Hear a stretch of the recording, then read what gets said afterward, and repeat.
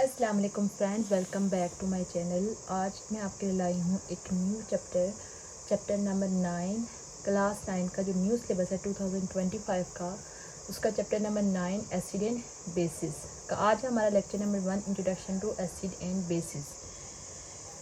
आप देखें कि जब हम केमिस्ट्री में स्टार्ट में हमने जब केमिस्ट्री के बारे में पढ़ते हैं, सबसे पहले हम कहते हैं कि chemistry is a study of matter की स्टडी है। ठीक है, सबसे पहले हमने क्या पढ़ा था कि chemistry is a study of matter. ठीक है, मैटर क्या चीज़ होती है कि हर वो चीज़ जिसका कोई ना कोई मैस होता है। ठीक है, एवरीथिंग या anything has mass and occupy space। यानी हर वो चीज़ जिसका कोई ना कोई मैस हो और वो कोई ना कोई जगह ऑक्यूपाई कर रहे हो, वो क्या कहलाता है? मैटर कहलाता है। ठीक है, उसके बाद फिर हमने देखा था कि जो मैटर है वो प्योर फॉर्म में भी होता है और इम्प्योर फॉर्म में भी होता है। ठीक है, आगे मैटर को फिर दो टाइप्स में डिवाइड किया जाता है। एक होती है मैटर की प्योर फॉर्म और एक होती है मैटर की इम्प्योर फॉर्म, यानी कि जिसमें मैटर जो है वो कोई ना कोई उसके साथ दूसरी चीज़ अटैच है। तो जो मैटर की प्योर फॉर्म होती है वो होता है उसका, यानी कि वो या तो एलिमेंट्स होते हैं हमारे पास, और या हमारे पास दूसरी हमने पढ़ा था कंपाउंड्स होते हैं। जबकि इम्प्योर फॉर्म जो होती है उसको बोला जाता है मिक्सचर। इम्प्योर फॉर्म को क्या बोला जाता है? मिक्सचर। ठीक है, और एलिमेंट्स जो होते हैं वो किससे मिलके बने होते हैं? एटम से मिलके बने होते हैं। यानी एटम जो है वो एक स्मॉलेस्ट पार्टिकल है। ठीक है, उसके बाद फिर हमने ये चीज़ देखी थी कि जब हमारे पास उसके बाद यानी कि मैटर की जो प्योर फॉर्म है, अगर उसके अंदर मौजूद तमाम एटम एक जैसे हों तो वो होते हैं एलिमेंट्स, और अगर वो कंपाउंड डिफरेंट हों तो वो क्या होते हैं? कंपाउंड। ठीक है, एलिमेंट्स में हमने देखा था कि जैसे हमारे पास हाइड्रोजन है, क्लोरीन है। ठीक है, तो कंपाउंड में हमारे पास यानी कि डिफरेंट एटम प्रेजेंट होते हैं इस तरीके से।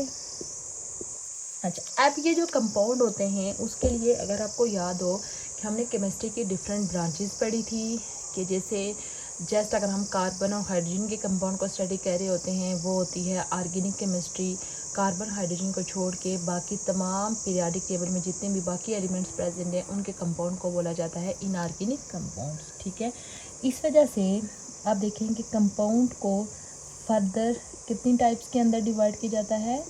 दो टाइप्स के अंदर, यानी कि या तो वो कंपाउंड ऑर्गेनिक होते हैं और उसके बाद या वो कंपाउंड क्या होते हैं? इनऑर्गेनिक होते हैं। ठीक है, ऑर्गेनिक कंपाउंड या इनऑर्गेनिक कंपाउंड, यानी कि हमारे पास जो कंपाउंड होंगे वो ऑर्गेनिक और इनऑर्गेनिक कंपाउंड होंगे, या कुछ नेचुरली अकरिंग बायोलॉजिकल कंपाउंड भी होंगे। ठीक है, नेचुरली अकरिंग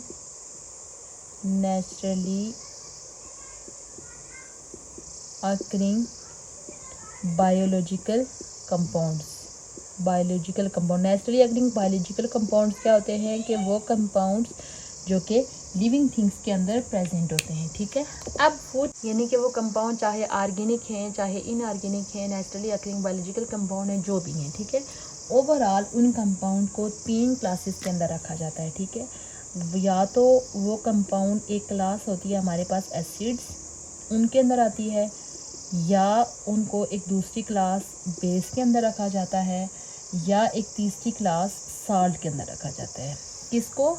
उन कंपाउंड्स को। ठीक है, जो कि डिफरेंट एटम से मिलके बने हुए होते हैं, चाहे वो ऑर्गेनिक कंपाउंड है, organic compound mean carbon hydrogen के कंपाउंड हैं, या कार्बन हाइड्रोजन को छोड़ के बाकी तमाम एलिमेंट्स के कंपाउंड हैं, या वो कंपाउंड हैं जो कि लिविंग थिंग्स के अंदर प्रेजेंट हैं। उनको 3 मेन क्लासेस के अंदर डिवाइड किया जाता है। यानी कि ये जितने भी कंपाउंड्स हैं ये जो हैं इनको इन 3 क्लासेस के अंदर जो है वो डिवाइड किया जाता है, एसिड, बेस और साल्ट। ठीक है, जब केमिस्ट्री के शुरू के दिन थे, जो अर्ली केमिस्ट्री थी, ठीक है, अर्ली डेज ऑफ केमिस्ट्री, यानी कि जब केमिस्ट्री के ऊपर इतना काम नहीं हुआ था, उस टाइम यानी कि जो जस्ट कौन से ज़्यादातर ओवरऑल मोस्टली कंपाउंड को एसिड का नाम दिया जाता था कि ये सारे कंपाउंड क्या एसिड हैं, ठीक है। उस टाइम अगर देखिए हम शुरू के टाइम में कौन से कंपाउंड डिस्कवर हुए थे, एक हमारे पास डिस्कवर यानी हुआ था विनीगर, ठीक है, जिसको हम सिरका बोलते हैं। उसके बाद नाइट्रिक एसिड हो गया, उसके बाद हाइड्रोक्लोरिक एसिड हो गया, हाइड्रोक्लोरिक एसिड हो गया, और तीसरा क्या चीज़ है, सल्फ्यूरिक एसिड। यानी कि सबसे पहले केमिस्ट्री के शुरू के डेज में ये कंपाउंड डिस्कवर हुए थे तो उनको इनका किसका नाम दिया, एसिड का, यानी विनीगर एक एसिड है, नाइट्रिक एसिड एक एसिड है, हाइड्रोक्लोरिक एसिड है और सल्फ्यूरिक एसिड है, ठीक है। फिर उसके बाद उन्होंने देखा कि एक नई डिस्कवरी ये हुई कि ये जितने भी एसिड्स हैं इनका एक मेन कंस्टिट्यूएंट क्या होता है, hydrogen. Hydrogen was main constituent of acid, hydrogen was main constituent, यानी कि हाइड्रोजन जो होता है वो जितने भी एसिड मौजूद हैं उनका एक इम्पोर्टेंट कंपोनेंट क्या है, हाइड्रोजन है, ठीक है। यानी बहुत इम्पोर्टेंट, यानी उन्होंने कहा कि ऑलमोस्ट जितने भी एसिड डिस्कवर हो चुके हैं उन सब के अंदर हाइड्रोजन प्रेजेंट है, ठीक है। उसके बाद क्या देखा गया कि उसके बाद ये जो हमारे पास उस दौर में जो एसिड डिस्कवर हुए गए थे उन एसिड्स की प्रॉपर्टीज़ को स्टडी किया गया, ठीक है।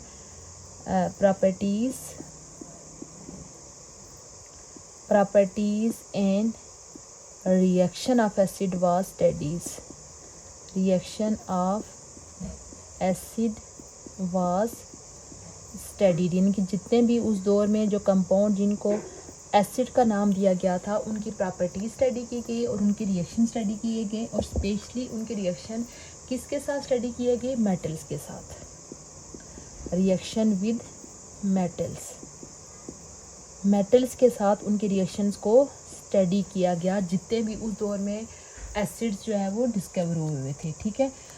तो उसके बाद यानी कि शुरू में जितने भी कंपाउंड थे उनको वो एसिड का नाम ही देते थे। उसके बाद तीसरे नंबर पे हमारे पास नए कंपाउंड डिस्कवर हुए, कौन से, बेसिस एंड साल्ट डिस्कवर हुए, basis and salt were discovered, ठीक है। उसके बाद ये डिस्कवर हुए।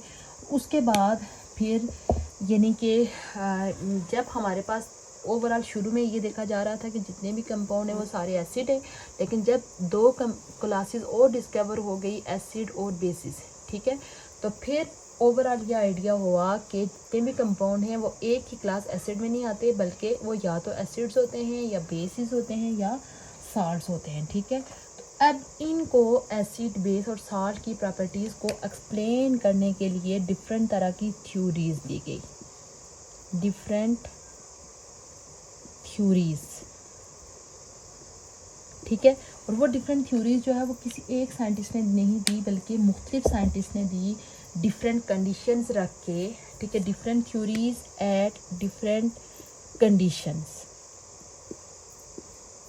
एट डिफरेंट कंडीशंस, यानी कि उन्होंने डिफरेंट कंडीशंस के ऊपर डिफरेंट थ्योरीज को यूज़ करते हुए ओवरऑल किसकी प्रॉपर्टीज़ को एक्सप्लेन किया, properties of acid and basis को स्टडी किया, properties of acid and base, properties of acid and base को स्टडी किया गया। मुख्तलिफ साइंसदानों ने मुख्तलिफ थ्योरीज पेश करके एसिड्स की डिफरेंट प्रॉपर्टीज़ और बेसिस को एक्सप्लेन कर लिया।